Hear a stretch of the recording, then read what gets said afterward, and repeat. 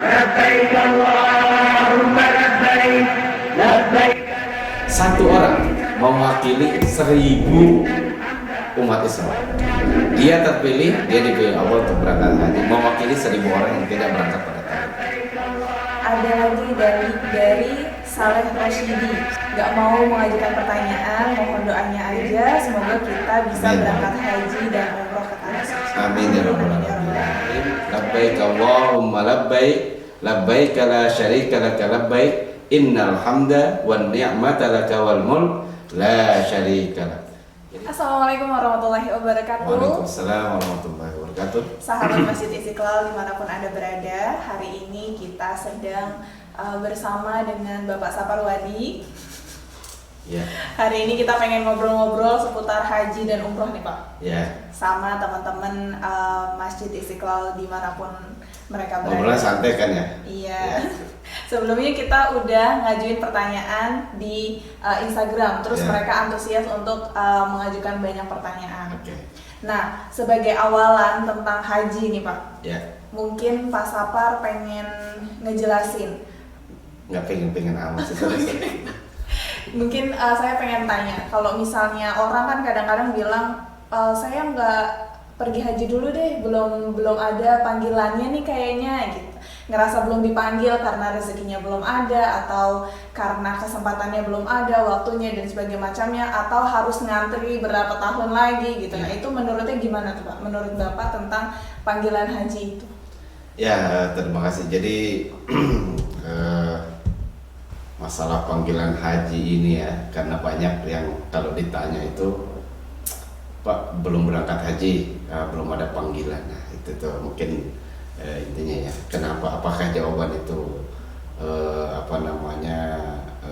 bisa diperbolehkan atau tidak? Ya boleh-boleh saja sebenarnya menjawab itu, tapi sebenarnya jawaban itu agak kurang tepat menurut saya. Itu kurang tepat. Kenapa tuh Pak? Karena panggilan haji ini kan dimulai sejak Nabi Ibrahim alaihissalam, ya.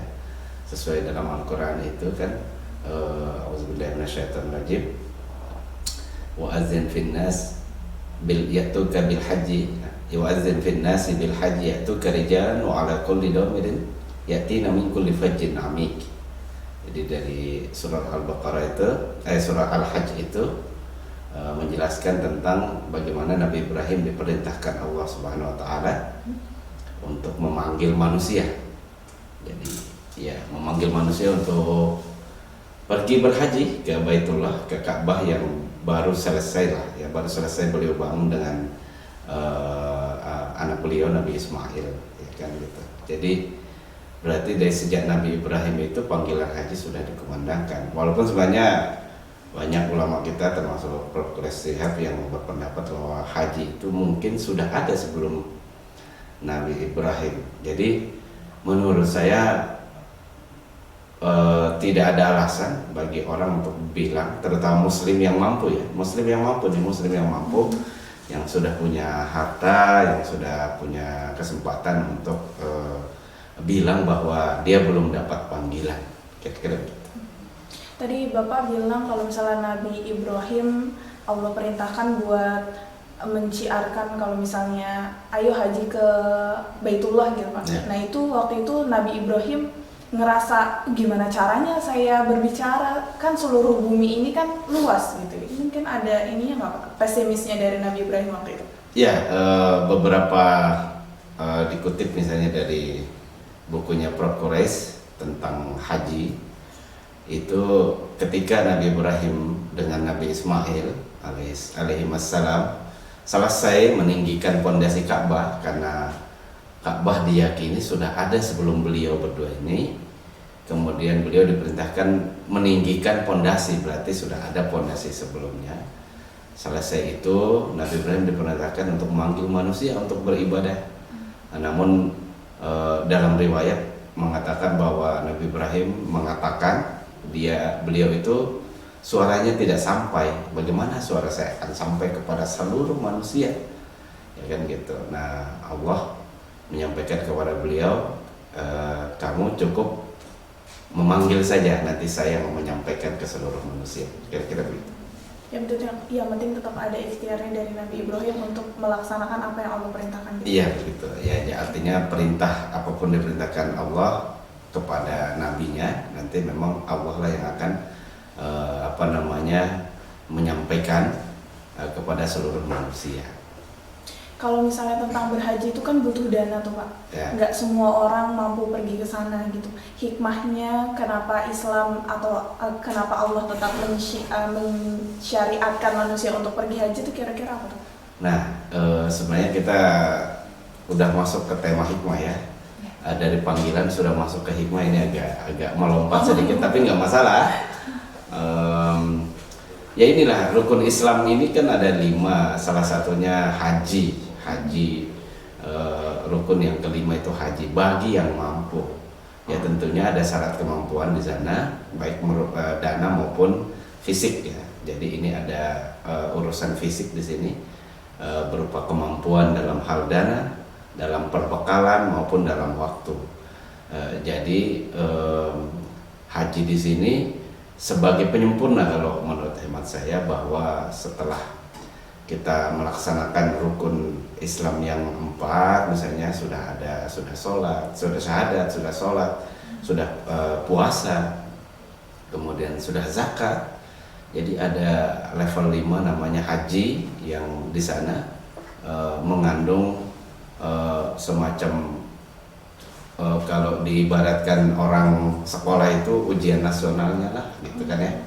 Jadi ini adalah kenaikan tingkat masuk ujian kelas 5 bahasanya, kalau kita kelas 6 itu mungkin saya mengibaratkan seperti itu, tapi para sahabat sekalian boleh berkomentar, boleh mengkoreksi, tapi saya mengibaratkan adalah haji ini sebagai ujian akhir, tapi bukan menjadi penamat habis itu tidak belajar lagi, itu bukan gitu. Kalau misalnya sebagai seorang muslim kita mau jalan-jalan ke Eropa misalnya bebas ya Pak. Tapi katanya kalau misalnya ke Mekah nggak bisa bebas ya Pak. Iya, ke Mekah itu ada caranya, gitu. Ada tata caranya ke tanah suci, baik Mekah maupun Madinah ada caranya. Di samping tanah suci itu maksudnya adalah tidak boleh non muslim masuk ke Makkah maupun Madinah ya. Selain itu boleh, mungkin Jeddah boleh, Riyadh boleh, di kota-kota Arab Saudi kan banyak gitu, itu boleh.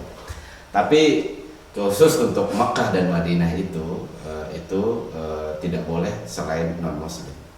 Tentu berarti ada syarat-syaratnya, berarti orang sudah harus muslim, kemudian ada izin khususnya. Terkait dengan izin khusus ini untuk mengecek bahwa orang ini benar muslim atau tidak.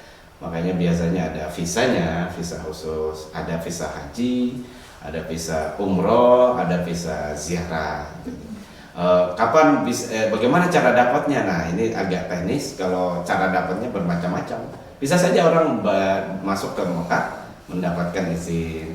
Bisa orang baru sampai ke Jeddah atau Riyadh dapat izin. Itu hanya teknis saja. Bisa dari Indonesia mendapat izin. Tapi kalau masuk begitu saja tentu ya itu semua negara punya aturan sendiri. Apalagi ini ada aturan khusus terkait dengan tanah suci. 2 kota suci ini ada aturan khususnya, dan itu disampaikan melalui hadis Nabi SAW. Apa tuh hadisnya Pak? Iya, 2 kota ini adalah suci. Yang itu. Okay. Jadi Nabi Ibrahim menetapkan batas-batas kota Mekah, sedangkan Rasulullah menetapkan batas-batas kota Madinah. 2 kota ini ditetapkan kembali batas-batasnya oleh Rasulullah ketika beliau mensucikan 2 kota ini. Ada waktunya di mana semua orang-orang musyrik, artinya yang belum beriman, belum Islam, itu punya waktu untuk meninggalkan 2 kota ini. Nah kalau misalnya ngomongin tentang orang yang bukan muslim nggak boleh masuk Mekah dan Madinah, untuk teman-teman yang mu'alaf Pak, itu kan nggak langsung bisa sholat misalnya, hafal hafal iya maksudnya ayat-ayat pendek, ngaji, belum bisa ngaji gitu, Yeah. misalnya sholatnya belum sempurna gitu, itu boleh langsung kalau misalnya masuk ke Mekah Madinah itu boleh Pak? Boleh saja, kan syarat masuk Mekah Madinah itu sebenarnya adalah Islam, itu yang utama. Orang bisa sholat atau tidak, orang bisa ibadah yang lain atau tidak, itu tidak menjadi syarat resmi masuk Mekah. Namun orang mau pergi ke tanah suci itu menurut hemat kita perlulah ada persiapan, ya kan gitu. Kalau misalnya mau berangkat ke tanah suci, mau ke mana, perlu ada persiapan, mulai dari perbekalan, pengetahuan. Ya orang mau kemana saja perlu pengetahuan kan. Mau ke, misalnya di Indonesia mau kemana, misalnya mau ke Bali, ya biasanya orang mencari pengetahuan tentang Bali, nggak datang begitu saja. Apalagi ini mau ke Mekah, tempat kota sucinya umat Islam, tentu perlu pengetahuan. Jadi kalau belum bisa baca Fatihah, ya sholatnya dulu lah diperbaiki kan gitu ya.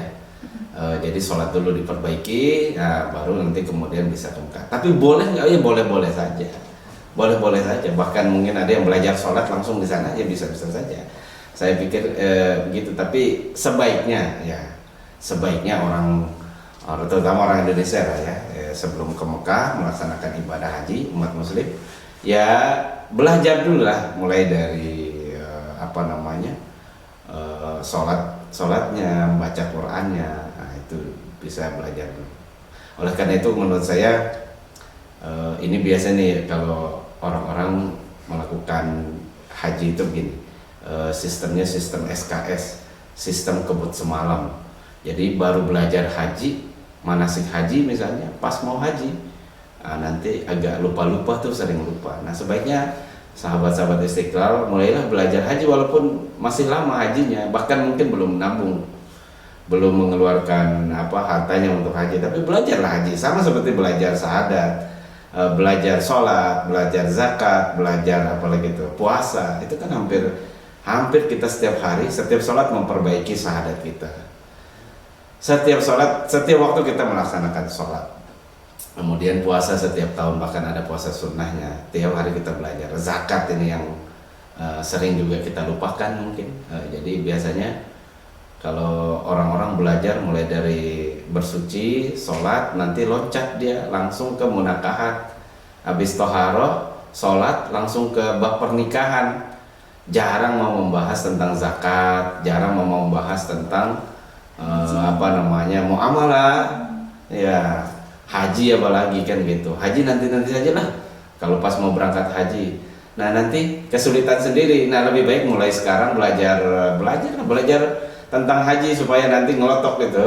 Jadi masuk ke tanah suci itu udah tahu mau ngapain gitu. Jangan nanti kayak banyak orang, ya ini pengalaman lah, banyak orang bingung nyampe sana itu mau ngapain.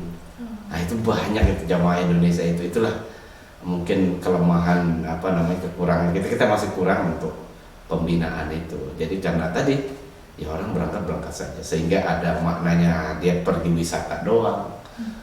Nah itu yang mungkin sebaiknya kalau ke tanah suci itu persiapkan diri. Tadi Bapak bilang kalau misalnya ke tanah suci jangan sampai wisata doang. Nah emang sebenarnya kalau misalnya dalam Islam itu perihal haji dan umroh itu kayak gimana sih Pak? Kita bisa belajar apa di sana? Apakah di sana ada sejarah atau tempat-tempat yang bisa kita kunjungi, atau mengenali kembali masa lampaunya Islam, atau gimana Pak? Iya, karena haji ini salah satu ibadah. Jadi jangan lupa haji itu ibadah. Haji itu ibadah, umroh itu ibadah. Jadi diusahakanlah untuk ibadah itu ya seikhlas mungkin. Ya tentu sholatnya juga seikhlas mungkin. Ada orang niat syahadat untuk menikah, ya ada yang dengan kesadaran sendiri, ya kita berusaha membaca syahadat itu dengan kesadaran bahwa tiada Tuhan selain Allah, ya Rasulullah adalah Nabi Muhammad adalah utusan Allah, dengan sesadar-sadarnya. Itu yang makna syahadatnya. Jadi bukan cuma lip sync lah. Sama sholat juga, kita kan sampai sekarang berusaha untuk khusyuk, sadar bahwa sholat itu penting bagi kita. Sholat itu bukan untuk Allah, jadi tidak ada semua perintah Allah itu untuk Allah sendiri, tidak ada. Hampir semua perintah Allah itu adalah untuk manusia sendiri, untuk kebaikan manusia sendiri, termasuk haji. Jadi karena dia ibadah, tentu dipersiapkan dengan baik ya, dengan ibadah sama seperti ibadah-ibadah yang lain. Luruskan niatnya, jadi ibadah itu hanya karena Allah ya, bukan hanya untuk melihat, jalan-jalan, mau berbelanja, apalagi mau supaya dipanggil Pak Haji, Bu Hajah. Ya itu jangan, luruskan niat. Tapi bagi orang yang belum bisa meluruskan niat pada saat berangkatnya, ya nanti pada saat sampainya di tanah suci luruskan lagi niatnya. Oh, kok belum bisa juga nih, masih aja ini, nanti luruskan lagi pada saat wukuf, pada saat tawaf, pada saat melempar jumrah, luruskan selalu niat. Wah, kok sampai selesai haji Pak saya belum lurus niatnya tentang haji. Selesai haji luruskan lagi niatnya. Jadi untuk haji itu untuk apa? Jadi sampai sebelum ajal menjemput. Kira-kira kalau pendapat saya begitu. Artinya perlu kesadaran tentang melakukan ibadah haji itu perlu dilakukan dengan benar-benar. Gitu. Karena ayat haji itu kan dimulai dengan walillah. Ya jarang ada ayat yang dimulai dengan walillahi 'alan nasi hijjul baiti man istata'a ilaihi sabila. Hanya karena Allah lah atas manusia itu diwajibkan haji. Jadi dimulai dengan karena Allahnya justru. Jadi mungkin ini indikasi bahwa banyak orang berhaji niatnya melenceng. Bukan dibilang salah ya, niatnya melenceng. Keliru. Bukan keliru, melenceng. Melenceng. Nanti bisa diluruskan lagi ya kan gitu. Jadi Pak, kita harus juga mempersiapkan kerendahan diri juga ya Pak. Ya. Bahwasannya kita bisa pergi ke sana suatu saat nanti. Kalau Pak Safar udah pernah. Amin. Itu ya karena emang Allah yang mengundang, bukan karena kemampuan kita, kehebatan kita, banyaknya uang kita bisa pergi ke sana gitu ya Pak ya. Nah ini kaitannya dengan takdir orang haji. Iya betul. Ya saya pikir kan apalagi haji ya, pergi ke tanah suci itu adalah pemberian atau anugerah dari Allah Subhanahu wa taala tentunya bagi orang, makanya bersyukur orang yang bisa berangkat ibadah haji. Nah, itu tentu memang pada hakikatnya adalah anugerah dari Allah, diberikan kemampuan oleh Allah Subhanahu wa taala. Saya masalah masalah pengen, ada orang Pak saya pengen banget haji tapi saya belum punya apa-apa ini. Itu nggak punya dana, nggak punya kemampuan, ya suka saja itu udah mulai. Jadi kalau kita suka sesuatu, kita kan sering menyebut-nyebutnya. Ya kalau kita cinta sesuatu, cinta seseorang, kita sebut namanya, bahkan masuk ke dalam mimpi. Nah bagi yang ingin sesuatu, termasuk ingin berangkat haji, ya sering-seringlah mengingat kota Makkah, mengingat kota Madinah. Bagaimana cara mengingat? Ya baca sejarahnya, baca sejarah Mekah, sejarah Madinah, sejarah Rasulullah, riwayat Sirah Nabawi. Sering ngobrol tentang haji juga boleh kan gitu. Ngobrol tentang haji, dan memang jarang orang begitu. Ngobrol-ngobrol sesuatu yang dia sukai ya. Nah nanti insya Allah ya dengan izin Allah mudah-mudahan karena sering ngobrolin tentang Mekah, ngobrolin ini, Allah yang akan menunjukkannya langsung. Nah itu yang mungkin itu harapan kita, doa kita bahwa untuk haji ini begitu tidak semacam rahasia. Okay. Semacam rahasia bahwa orang bahkan tidak punya uang pun bisa berangkat gitu. Ya walaupun sebenarnya semua yakin bahwa semua orang yang berangkat haji perlu kemampuan, apakah itu tenaga minimal ya kan, uang atau apa, pasti akan mengeluarkan biaya karena itulah yang diharapkan dulu pengorbanan itu, gitu. Pengorbanan untuk menuju sesuatu yang lebih besar, ya, anugerah yang lebih besar.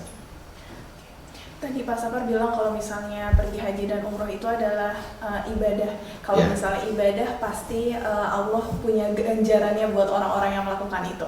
Pernah ada pertanyaan Pak, kalau misalnya di Mekah itu katanya dosa setiap orang diampuni. Nah itu gimana tuh Pak Safar? Benar atau enggak? Iya kan, bagi orang yang melakukan umroh maupun haji, dia nanti setelah hajinya itu kan dosanya diampuni. Ya berarti dia seperti bayi yang sudah lahir. Itu dia dosanya diampuni. Ya tapi tidak ada penjelasan dosa yang mana saja, ya pokoknya dosanya diampuni. Barang siapa yang melaksanakan umroh, misalnya dia dosanya ya akan diampuni. Kemudian barang siapa yang mengerjakan haji, tidak ada ganjarannya selain masuk surga. Gitu. Itu ganjaran orang haji. Nah, yang perlu dipertanyakan level surganya apa? Nanti itu kita bahas di lain waktu. Level surganya apa nanti tidak dijelaskan gitu. Yang penting orang melaksanakan haji masuk surga, tidak ada ganjaran selain masuk surga. Itu ada hadisnya. Nah. Katanya kalau misalnya di Mekah juga sesuai dengan apa yang dipikirin ya Pak. Kalau misalnya pikirannya baik, jalannya bakalan baik. Kalau misalnya tiba-tiba kepikiran hal yang buruk, tiba-tiba menimpa ke diri sendiri, itu benar atau enggak Pak? Pas apa di sana? Ya, ya orang berpendapat bahwa orang yang berangkat haji khawatir apa yang dia lakukan akan dibalas di sana. Nah itu. Ya sebenarnya ada benarnya juga, tapi ada juga kurang tepatnya gitu. Ketika orang mengundang, ya kita mengharapkan Allah memberikan yang terbaik buat kita, kan gitu. Kita yakin bahwa Allah akan memberikan sesuatu yang terbaik buat kita, dengan syarat kita benar-benar berangkat haji itu ikhlas karenanya tentunya kan gitu. Apapun yang dilakukan di sana. Ada yang memang berpendapat atau berpikiran bahwa ketika dia melakukan, wah dulu saya jangan-jangan di tanah air atau di rumah melakukan A, dan saya dibalas di sini gitu. Ya bisa jadi pikiran, tapi pada intinya bahwa kita itu mohon ampun atas segala sesuatu yang kelakuan buruk kita, supaya nanti Allah memberikan ampunan di sana kan gitu. Ibarat begini, misalnya kalau kita sudah diundang orang, masa sih yang undang akan melakukan sesuatu karena pernah melakukan sesuatu di sini? Allah itu Maha Pengampun. Kalau manusia bisa jadi mengundang seseorang nanti mungkin mau dipermalukan dan apanya, tapi ya kita berpikiran tidak seperti itulah ya. Jangan seperti itu berpikirannya sehingga kita khawatir masuk ke Mekah nanti dosa-dosa saya yang di tanah air akan dibalas di sana semua. Nah, sekarang persiapan haji itulah tempatnya, mulai dengan ikhlas itu supaya nanti segala sesuatu kita persiapkan itu dengan baik. Di sana kita akan menerima hal-hal yang baik, walaupun mungkin terlihat seperti wah ini nggak baik, itu mungkin ukuran manusia, tapi sebenarnya baik gitu. Ya, misalnya kita sering lupa gitu, atau kita mungkin terbiasa kita terbiasa marah-marah mungkin ya, terbiasa marah-marah di Indonesia gitu. Kelakuan ini diminimalisir dengan cara latihan. Di sana jangan marah-marah gitu, latihan caranya supaya jangan terbiasa marah-marah di sana, karena di sana tempat yang mustajab, khawatir marah-marahnya itu menjadi kenyataan. Ya kira-kira begitulah gitu. Jadi latihan dulu lah, makanya kita sering dulu latihan dulu untuk tidak, misalnya nih suami istri yang berangkat gitu, latihan dulu untuk akur supaya di sana akur. Nanti jangan sampai di sana berantem, mengucapkan kata-kata yang nggak pas, tiba-tiba itu dimakbulkan. Nah itu yang dikhawatirkan. Oleh karena itu perlu latihan gitu. Oke, siap. Ya. Kita coba buka pertanyaan dari Instagram Pak. Iya. Ada pertanyaan-pertanyaan. Ya jangan lupa teman sahabat Masjid Istiqlal yang ingin, silahkan berkomentar di kolom komentar di YouTube kita. Silahkan mengirim koreksi juga, mungkin ada ucapan atau apa yang kurang pas. Nanti kita akan bahas kembali di pertemuan selanjutnya. Oke, sahabat Masjid Istiqlal, sekarang kita mulai buka pertanyaan di Instagram. Kemarin kita udah buka pertanyaan Pak, dan di Instagram alhamdulillah antusiasnya banyak dari jamaah. Kita lihat pertanyaannya. Ada yang tanya dari Yahya Hakim 60. Dia tanya, minimal dan maksimal haji itu harus umur berapa? Ya, ini terkait sama aturan berangkat haji ya, agak administrasi berbahasanya ya. Saya tidak ada batasan umur kalau dalam orang mau berangkat saja, mau dari masih bayi di bawah haji nggak apa-apa, tapi dia kan belum terkena kewajiban. Yang terkena kewajiban itu tentu yang sudah mukallaf, yang sudah balik, ya, yang sudah balik lah. Untuk di Indonesia ada batas administrasi. Batas administrasi ini kan ngikutin KTP. Kapan orang boleh berangkat haji ya? Usia 17 tahun kalau nggak salah aturan terbarunya. Ini karena aturan aturan kuota ya. Karena kuota kita terbatas dan banyak sekali peminatnya, sehingga menimbulkan antrian sampai puluhan tahun, ada yang sampai 30 tahun itu. Nah, jadi dibatasilah usianya supaya untuk mengurangi penumpukan kuota lah istilahnya. Kalau dulu kita sering lihat ada yang bawa anaknya keluarganya untuk haji ya. Haji nih terus haji. Kalau umroh bebas umroh. Kalau umroh tidak ada batasan. Setahu saya semua bisa berangkat, bahkan bayi pun bisa berangkat. Ya. Tapi kalau untuk haji administrasinya itu 17 tahun.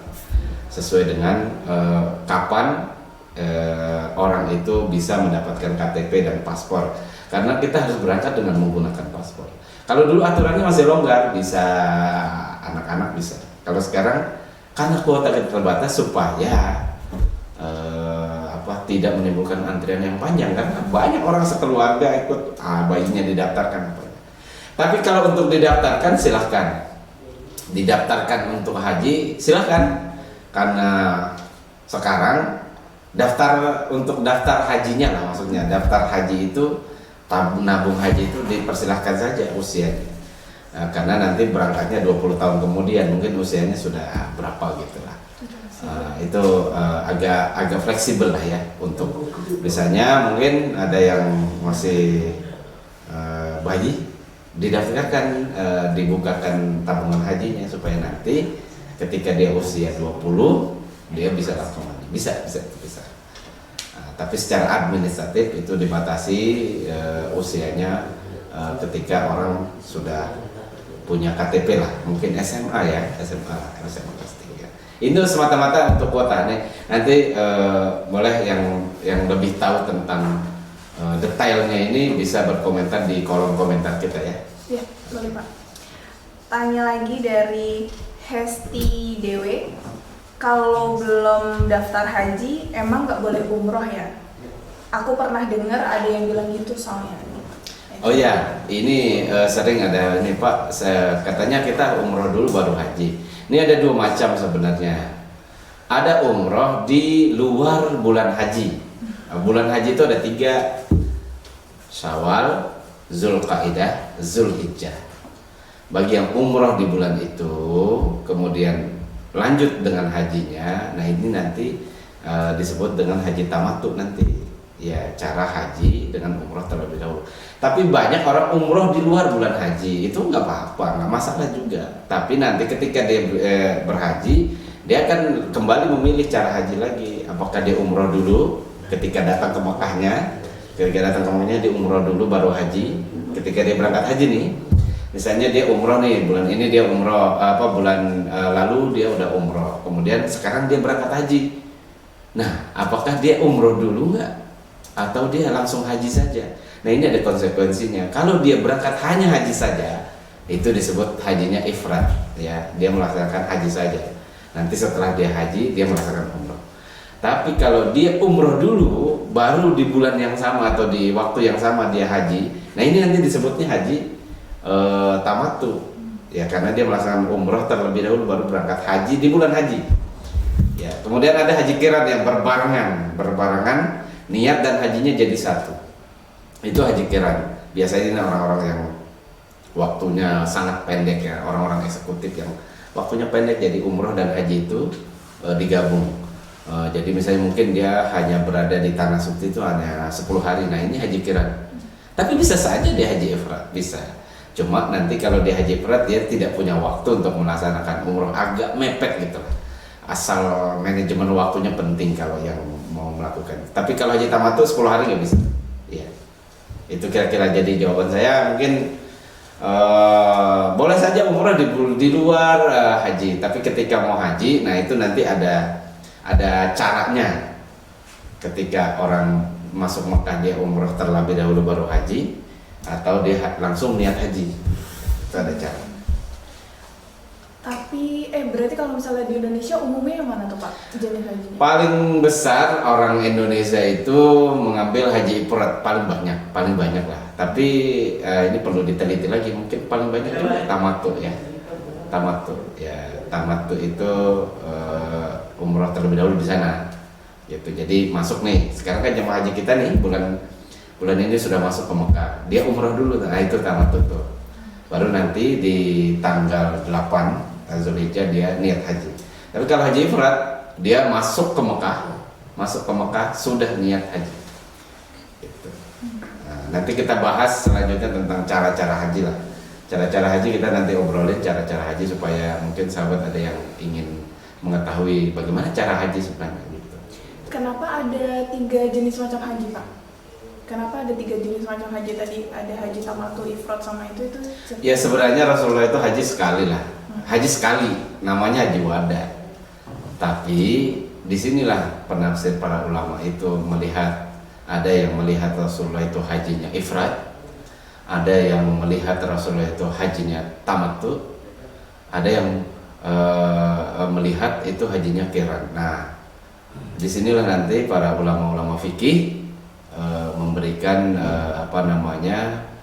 definisi-definisi tentang haji. Padahal haji Rasulullah sekali gitu. Tapi ini cara-cara ini bisa menjadi, karena sudah menjadi ilmu fikih. Nah, jangan lupa teman dan sahabat sekalian, karena menjadi ilmu fikih dilihat yang mana yang sebenarnya gitu. Karena ini terkait dengan hukum. Oh, ini hukum hajinya hukumnya ifrad nih, yang ini tamattu nih, yang ini qiran. Padahal hajinya Rasulullah sekali. Nah, ini penafsiran.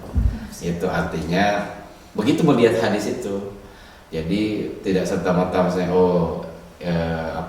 ulama fikih yang satu melihat bahwa Rasulullah begini, ulama yang satu melihat begini. Nah, itu yang menjadi penafsiran. Itu menjadi 3 jadinya, bukan 3-3-nya sekaligus, bukan. Tapi artinya pendapat-pendapat ini menafsirkan tentang bagaimana cara Rasulullah berhaji itu. Pertanyaan lagi Pak, dari Andi Fauzi 2299, hukum orang yang berhaji tapi tetangganya masih ada yang kesusahan. Ini kalau hukuman ya, hukuman berbeda mungkin ya. Kalau hukum ini harus merujuk pada fikih. Tapi dalam fikih tidak membahas tentang orang yang berangkat haji tetangganya belum makan. Tapi ini lebih ke arah akhlak ya.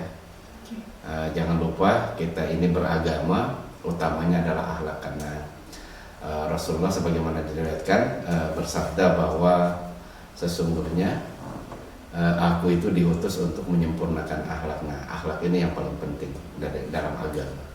Ya. Jadi semua ibadah kita itu akhlak lah yang paling terlihat. Bagaimana dengan orang yang berhaji tapi dia ada tetangganya belum makan, ada tetangganya nggak sekolah, ada tetangganya macam-macam lah. Ya tentu hajinya mungkin secara fikih sah. Berangkat ya namanya secara fikih itu, secara aturan fikih dia niat, tawaf, wukuf, ya, melaksanakan amal-amal ibadah haji ya sah gitu. Tapi secara etika ya mungkin, atau bukan hanya etika, apakah diterima hajinya atau tidak. Nah, di sini letaknya gitu. Ini banyak faktornya dan tidak ada orang yang bisa menilai haji itu bahwa dia hajinya diterima atau tidak. Hanya indikasinya, hanya indikasi. Apa ciri-cirinya? Bagaimana sih ciri-ciri orang hajinya diterima? Ya, hajinya diterima, dia suka memberi makan sepulang haji dan suka menebarkan kedamaian. Jadi kalau ada haji provokator itu berarti masih indikasinya belum diterima. Kapan diterimanya? Mudah-mudahan diterima sebelum ajal menjemput kan gitu, atau ada perubahan kan gitu. Iya. Bahkan saya sendiri nggak tahu, saya pernah haji, saya diterima atau tidak, nggak tahu. Nah, indikasinya itu nilai ujian itu adanya ketika pulang haji. Ya, nilai ujian itu adanya ketika pulang haji. Nggak ada orang habis ujian langsung dikasih nilai. Orang ujian nanti pulang haji baru dikasih nilai dia. Nah, tapi indikasi yang bisa kita lihat apa, orang haji itu suka memberi makan, suka dia berbagi makanan. Ya, wallahu alam itu nanti hikmahnya seperti apa. Banyak tapi membahas tentang indikasi itu. Kemudian menebarkan salam. Nah, ada dua nih menebarkan salam. Ya, assalamualaikum warahmatullahi wabarakatuh. Iya. Jadi yang kedua ya dia menebarkan kedamaian. Jadi kalau banyak haji di sana, damai itu tempatkan, maksudnya begitu kira-kira. Ya, itu. Terus tadi ada pertanyaan lagi Pak terakhir nih, terakhir kita. Alur dari awal keberangkatan sampai pulang. Wah, ini panjang nih sebenarnya nih. Panjang itu mesti obrolannya. Secara singkat, secara singkat ya, alur haji itu sebenarnya gampang lah ya. Walaupun pelaksanaannya agak susah. Tapi susah dan gampangnya ini tergantung kita loh, teman-teman. Tergantung kita. Ya, pengalaman saya gini. Pengalaman yang saya mungkin pengalaman sedikit lah, pengetahuan saya sedikit tentang itu, pengalaman saya sedikit. Pengalaman gini. Kita kalau terbiasa dengan sesuatu yang administratif, tenang. Kita kalau terbiasa menerima sesuatu itu tenang. Ya, itu mungkin yang intinya ya. Misalnya gini, kita dari rumah. Kita kalau dari rumah itu simple orangnya, misalnya berangkat ya. Dari rumah ya. Kemudian dari rumah menuju, kalau aturannya Indonesia itu menuju embarkasi namanya. Embarkasi itu kalau di Jakarta Pondok Gede. Ya. Pondok Gede, kalau di Surabaya ada di asrama haji lah. Asrama haji sebenarnya itu namanya asrama haji, di seluruh Indonesia itu namanya embarkasi. Kemudian nanti ya tentu naik pesawat lah ya. Naik pesawat lah untuk orang Indonesia. Kapal bisa dibawa? Kapal bisa tapi 2 minggu kali ya di laut ya. Kemarin ada yang naik sepeda juga Pak? Nah, bisa setahun 6 bulan lah. Iya. Kemudian orang naik pesawat turun, ada yang di Madinah, ada yang di Mekah. Turun di Madinah itu untuk gelombang 1 orang Indonesia. Jadi ada gelombang 1 pemberangkatan. Karena tidak bisa kenapa sih ada gelombang 1, gelombang 2? Karena tidak bisa diberangkatkan dalam sekaligus gitu. Terlalu banyak Pak? Ya, banyak kan. Jamaah haji Indonesia itu banyak. Walaupun tahun ini mengalami pengurangan kuota, tapi banyak. Kurang lebih kuota normalnya orang Indonesia, kuota normalnya itu 230.000 jamaah. Ya, 230.000. Satu orang mewakili 1.000 umat Islam. Bayangkan, makanya orang yang pergi haji itu mestinya dia merasa bersyukur karena dia terpilih, dia dipilih Allah untuk berangkat haji, mewakili 1.000 orang yang tidak berangkat pada tahun itu. Bayangkan itu syukurnya. Kemudian dibagilah jadi gelombang 1 berangkat awal-awal nih sekarang nih masih gelombang 1 nih, dia pesawatnya langsung ke Madinah, turun di Madinah, jadi turun di kota Nabi dulu, melaksanakan ziarah, kemudian nanti menjelang akan bulan haji dia diberangkatkan ke Mekah untuk melaksanakan haji. Ya, kemudian dari Mekah setelah selesai melaksanakan haji pulang dari Mekah ke Jeddah baru ke tanah air. Itu gelombang 1. Gelombang 2 pesawatnya itu tetap sama, dari rumah ke embarkasi, kemudian naik pesawatnya turun langsung di Jeddah, kemudian melaksanakan umroh maupun haji langsung. Kemudian setelah melaksanakan umroh dan haji atau haji saja, kemudian diberangkatkan ke kota Nabi, ke kota Madinah untuk melaksanakan ziarah ke Nabi, kemudian pulang dari sana. Ya, gitu kira-kira, simple sebenarnya itu. Tapi dalam simple perjalanan ini beberapa amalan dan manasik haji, baik secara teknis maupun tidak, itu dilakukan. Ya. Terkait amalan dan manasik hajinya episode selanjutnya atau mau sekarang aja Pak? Nanti amalan panjang. Kita tidak bisa menghabiskan obrolan haji itu dalam satu segmen ya. Banyak yang perlu kita obrolkan ya. Mudah-mudahan nanti teman-teman dan sahabat Istiqlal ikut ngobrol bersama kita. Kalau yang tidak sempat ngobrol langsung, silahkan tulis obrolannya, komentarnya di kolom chat, kolom komentar di YouTube kita. Oke. Sebagai penutup nih Pak Yeah. Sapar, mungkin udah banyak banget tadi yang Pak Sapar jabarkan. Ada doa dari teman-teman yang dia nggak punya pertanyaan tapi dia ingin menyampaikan doanya aja. Dari Khoirisa NA, semoga Allah izinkan kita beribadah haji dan umroh di Mekah Madinah dan ziarah makam Rasulullah SAW.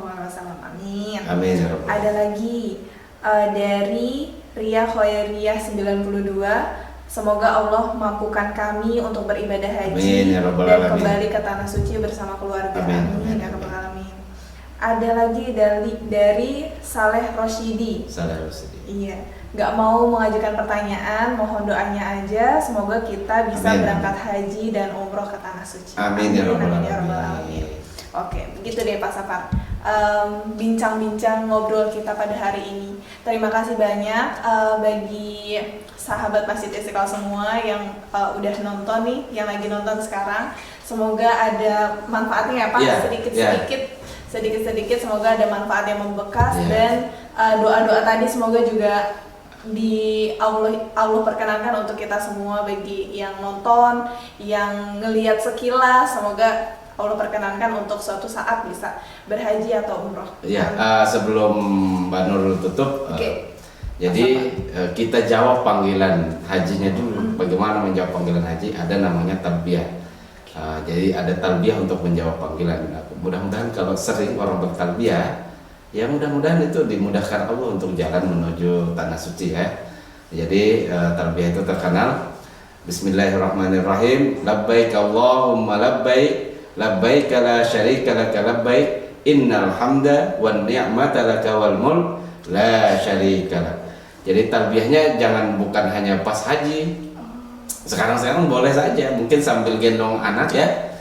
Jadi zikirnya itu labbaik Allahumma labbaik, labbaik la syarika laka labbaik, innal hamda wan ni'mata laka wal mulk la syarika lak. Mudah-mudahan kalau kita sering menjawab panggilan itu dimudahkan Allah Subhanahu wa taala untuk melaksanakan rukun Islam yang kelima ini. Amin amin ya rabbal alamin. Ya. Oke, sekian dari kami berdua, Nurul Fajriyah dan Bapak Saparwadi, pamit undur diri sampai bertemu di episode selanjutnya. Assalamualaikum warahmatullahi wabarakatuh. Waalaikumsalam warahmatullahi Terima kasih banyak Pak wabarakatuh. Sapar. Sama-sama.